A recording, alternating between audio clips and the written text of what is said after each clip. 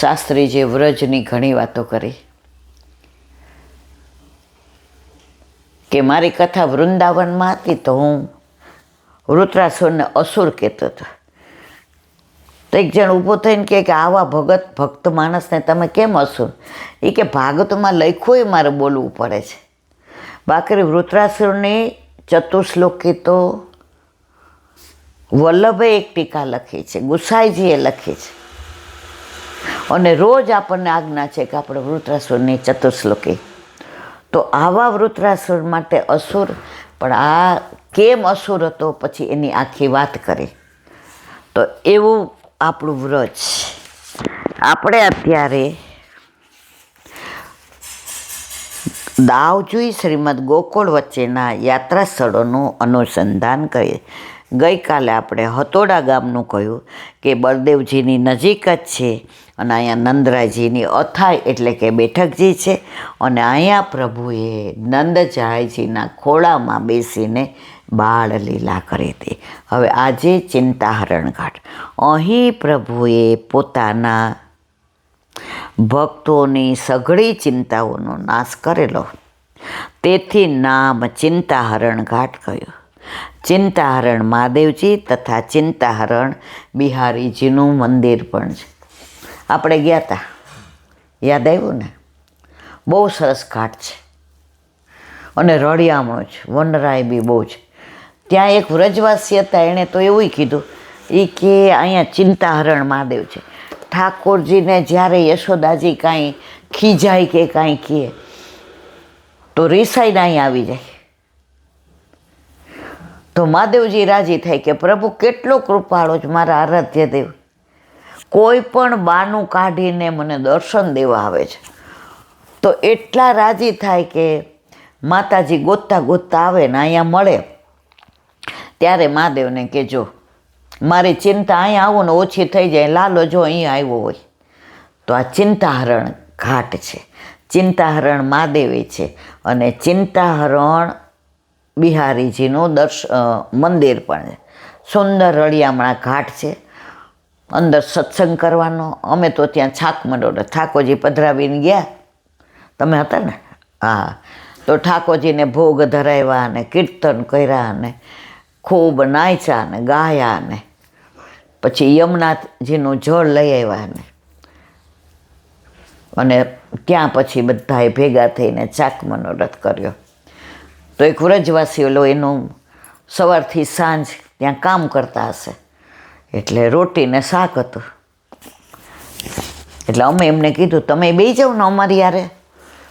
એ કે એક શરતે બેસું, મારું રોટી શાક તમે. અમે કીધું અમારા નસીબ હોય તો વ્રજવાસી. મેં કીધું આવી જાઓ. તો અમે લગભગ 8 કે 9 જણા હતા. બધાને રોટી શાક આવી ગયા, અને એ અમારી સાથે. મારો કહેવાનો આશય એ છે, વ્રજમાં જઈએ ને તો આ જ બધો આનંદ છે.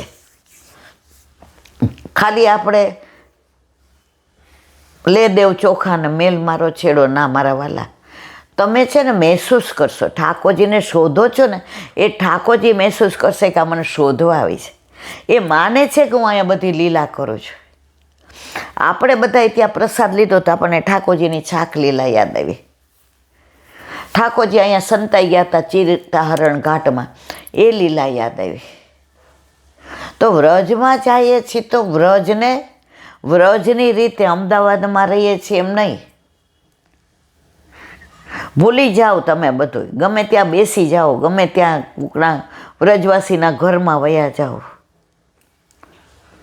એકવાર અમને ચાની મને એવી તલપ લાગી ને, હવે અમે જ્યાં ઊભા રહ્યા ને ત્યાં આમ બધું, તો મારી ભેગા એક બેન હતા ને, એ અમેરિકાના હતા. એ કે અહીંયા આપણે પીશું ઇલાબેન ચા. મેં કીધું હું તો અહીંયા જ પીશ, આઈ વિલ નોટ. મેં કીધું ઓકે તમે રહ્યો. અમે 3-4 કાપ બનાવડાવી, 5-6 જણા હતા.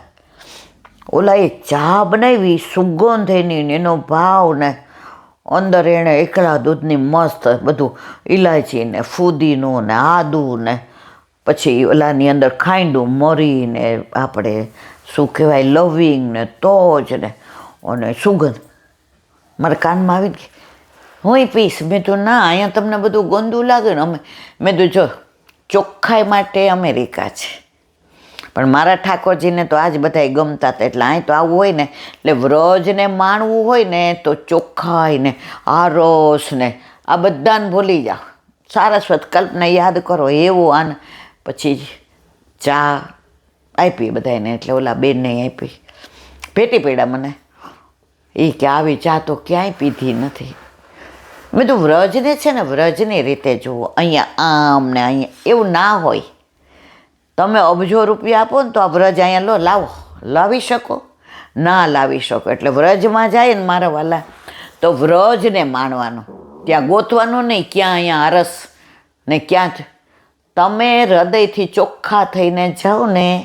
કાલે શાસ્ત્રીજીએ કહ્યું, એ કે ઘણાય છે ને આમ કીર્તન કેવું આવે ને તો આમ તાલી પાડતા પાડતા આમ ડોલતા હોય. એ કે શું કામ ડોલે ખબર છે? એ કે અંદર ઓલું ભરવું હોય ને તો ઓલો લૌકિક ભાવ હોય ને એ બહાર નીકળે. એટલે બહાર નીકળે ને એટલે તાલી પાડે એટલે ઓલો લૌકિક ભાવ મરી જાય. એ કે અને અંદર ખાલી થાય. તો ઓલા વૈષ્ણવ આમાં ડોલે તાલી પાડે ને એટલે ઠાકોરજી વધુ નધુ ભાવ અંદર ભરતા જાય.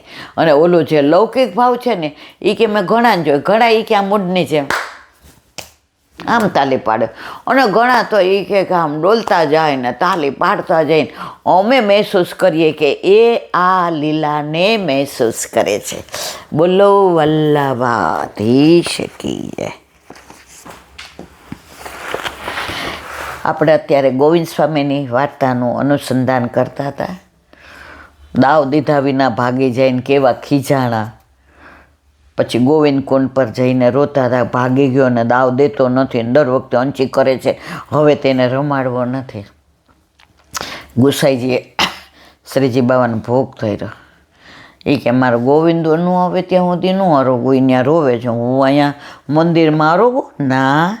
ગુસાઈજીએ કહ્યું, જેના માટે તું આ ગાળો બોલે છે ને એ તારા વગર ભોગ ધરાવ્યો છે તોય બેઠો છે. અને ગોવિંદ સ્વામી દોડતા આવ્યા. સખ્યમ મધુરમ.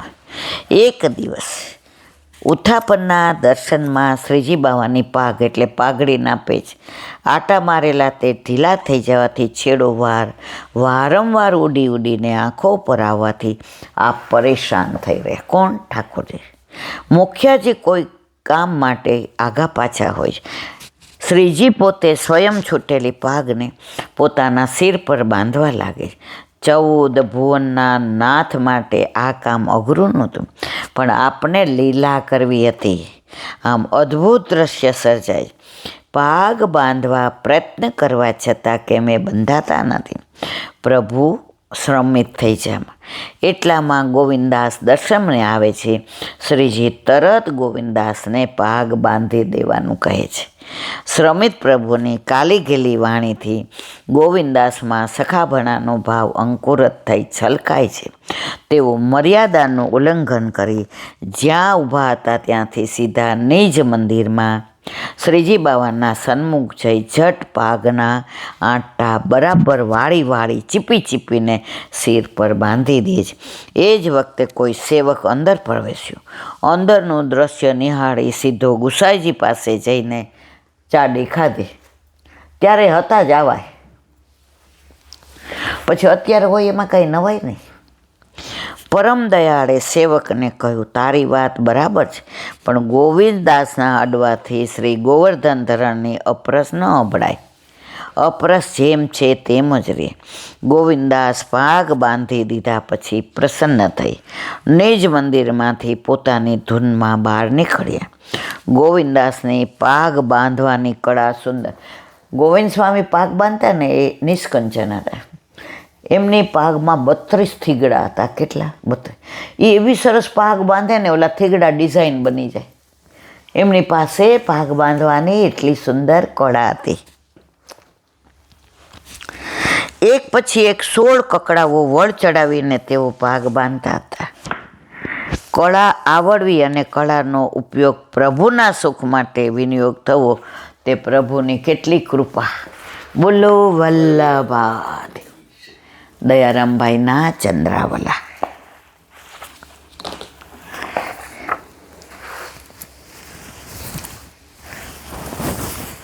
કાલે આપણે 52મા ચંદ્રવળાને વિરામ આપ્યો હતો. સત્સંગ સર્વનો સાર છે. જો દયારામભાઈ હોય, હરિરાયજી હોય, બધા એક જ કહે છે સત્સંગ ના કરીએ ને તો ભાવ વધે નહીં. સત્સંગ સર્વનો સાર છે, તેનો મૂઢ ન જાણે મર્મ. મૂઢ લોકો હોય એને શું ખબર પડે? ઘણી જગ્યાએ સત્સંગ કરતા હોય તો આપણને એમ કે અમે પુસ્તક વાંચી જાય ને તો અમારે તો રોજ કેટલું બધું વંચાઈ જાય. આ તમે તો એક લીટી ઉપર 2 કલાક કરો છો. એટલે બધાય કે એટલે તો અહીં બોલાવીએ છીએ. આપણે વાંચી જાય છીએ આમાંથી ને કોઈ 1-2 લીટીનું કયો. એટલે ઘણાને કોર્સ જ પૂરો કરવો હોય કે આટલું વાંચી જ નાખવાનું, એટલે વાંચીને નાખી દેવાનું. અમે તો અમારા ઘરે મારા કાકા સત્સંગ કરતા તો ઘણીવાર 1 વાર્તા મહિનો સુધી હાલે, ત્યારે મને ગુસ્સો આવતો હતો. એમાં મહિનામાં 10 વાર તો મારે જ વાંચવું પડે. મારી આંખ દુખે છે બેબી, મારી કેળ દુખે છે, મારે પગ લાંબા કરીને બેસવું છે. મેં તો સારું અમારે રમવા જવાનું હોય ત્યારે જ અહીં વાંચવાનું. પણ ત્યારે ખબર હતી કે વલ્લભ અમારામાં બીજનું વાવણી કરે છે, જેને પોષણ મળશે તો અંકુરિત થશે. તો અમે તો સૌરાષ્ટ્રમાં એટલું બધો સત્સંગને માણ્યો છે, જાણ્યો છે, જોયો છે, અનુભવ્યો છે, પ્રમાણ્યો છે. એટલે 84-252 વાર્તાની વાત આવે એટલે અમને એ દ્રશ્ય ને એ બધા વૈષ્ણવને એ જગ્યા ને એ બધું નજરે તરે. અદીપ દીપ મલ્યે થયો, તદરૂપ થયો વર્ણશ્રમ. શ્રમ વિના શ્રીનાથ મિલાવે, કલ્પનું કામ કરે તે પલકે સરાવે. જેમ નીચ નિર્મળતા ગંગે ગંગ, એમ સમો વરદે સત્સંગ, સેવો શ્રી કૃષ્ણ કૃપાળ. વિવેચન. આ 53મી કડીથી 62 સુધી 9 કડીમાં સત્સંગ વિશેનું વર્ણન આવશે. સત્સંગની મહાનતા વિશે, કેના સંગથી કેવા કેવા કાર્ય થયા, કેના થયા વગેરે દ્રષ્ટાંત આપી સત્સંગની ફળરૂપતા બતાવી છે. સત્સંગ તમે વાંચી જાઓ સમજાય નહીં, ઓલા પોપટ જેવું થાય. બિલાડી આવે તો ભાગી જવાય, બિલાડી આવે તો ભાગી જવાય. એ કરીએ કે ના કરીએ એનો મતલબ જ નહીં. સત્સંગમાં જ્યાં સુધી ભાવ સહિત લીલાના દર્શન ન થાય ત્યાં સુધી સત્સંગ અધૂરો. એ ભાવનું વર્ણન થતું જાય એમ આપણી દ્રષ્ટિ આગળ એ લીલાના દર્શન થાય તો સત્સંગ મધુરો. બોલો વલ્લભાધીશ.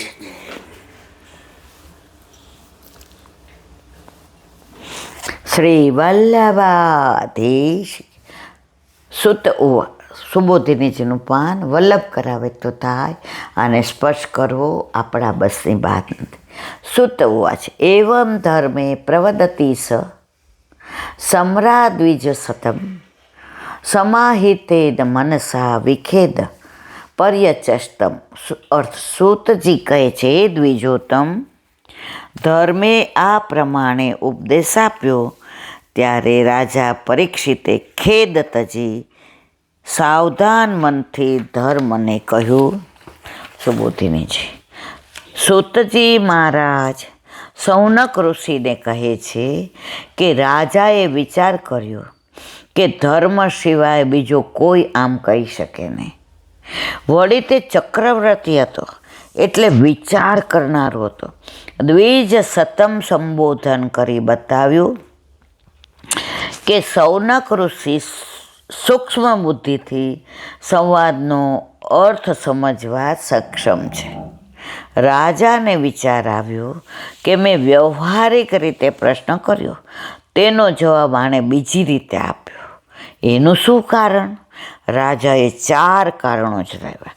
એક તો મારી પરીક્ષા લેવા પરોક્ષ રીતે કહ્યું હોય, અથવા બીજું તે વ્યવહાર ન કરી શકાય તેવો, અથવા ત્રીજો પ્રતારક ઢોંગી છે, અથવા ચોથો અજ્ઞાની હોવાથી મને વિપરીત જવાબ આપ્યો છે. પણ રાજા કુશાગ્ર બુદ્ધિ હોવાથી વાક્ય અને વક્તામાં જ્ઞાનનો અભાવ હોવા છતાં વક્તાના અભિપ્રાયના નિર્ણય રાજાએ તુરત જ કરી લીધો. એ સમજવામાં એની બુદ્ધિને જરા પણ ક્લેશ થયો નહીં. આમ 5 વિકલ્પોનો વિચાર કરી રાજાએ નિશ્ચય કર્યો કે આ કળિયુગ જ ઘાત કરનારો છે અને એને જ બળદને માર્યો છે.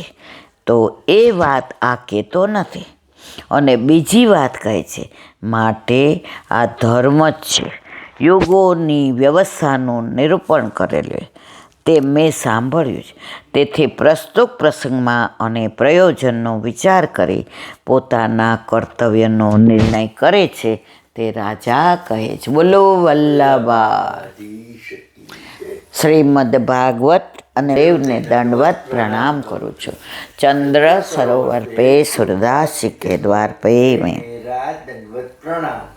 सूरबी कुंड पे परमानंद दास जी के द्वार पे मेरा दंडवत प्रणाम. जमुनावता पे संकर्षण कुंड पे टुम्बन दास जी के द्वार पे मेरा दंडवत प्रणाम. बिरछू कुंड पे कृष्णदास जी के द्वार पे मेरा दंडवत प्रणाम. कदम खन्नी पे गोविंद स्वामी के द्वार पे मेरा दंडवत प्रणाम. अप्सरा कुंड पे चित्त स्वामी के द्वार पे मेरा दंडवत प्रणाम. मानसी गंगा पे नंददास जी के द्वार पे मेरा दंडवत प्रणाम. रुद्र कुंड पे छत्रबुद्ध दास जी के द्वार पे मेरा दंडवत प्रणाम. વ્રજ વિલાસ વ્રજની ગોપિકાઓને મારા દંડવત પ્રણામ. હે વલ્લભ, સવારથી અત્યાર સુધી સેવા સ્મરણ સત્સંગ જે પણ તે કરાવ્યું તે તારા ચરણારવિંદમાં સમર્પણ કરું છું. ભૂલ અપરાધ થઈ હોય તો ક્ષમા કરશો. બોલો વલ્લભાધીશ કી જય. દ્રઢઈન ચરણન ખેરો ભરોસો. દ્રઢઈન ચરણન કેરો. શ્રી વલ્લભનખ ચંદ્ર છઠાબિન સબ જુગમાં જ અંધેરો ભરોસો. દ્રઢઈન ચરણન કેરો. साधन और नहीं आकली में जासु हो निवेरो. सूर्य का कहे द्विविध आंधरो बिना मोल को चेरो भरोसो. દ્રઢઈન ચરણન દ્રઢઈન ચરણન દ્રઢઈન ચરણન કેરો. શ્રી વલ્લભદેશ કી. આજનો આ સત્સંગ મારા વલ્લભના ચરણારવિંદમાં સમર્પણ કરું છું. ભૂલ અપરાધ થઈ હોય તો ક્ષમા કરશો. આ મારા વલ્લભની વાણી અને ભૂલો એ મારી. બોલો વલ્લભાધીશ કી. બધાય વૈષ્ણવને જાજા કરીને જય શ્રી કૃષ્ણ.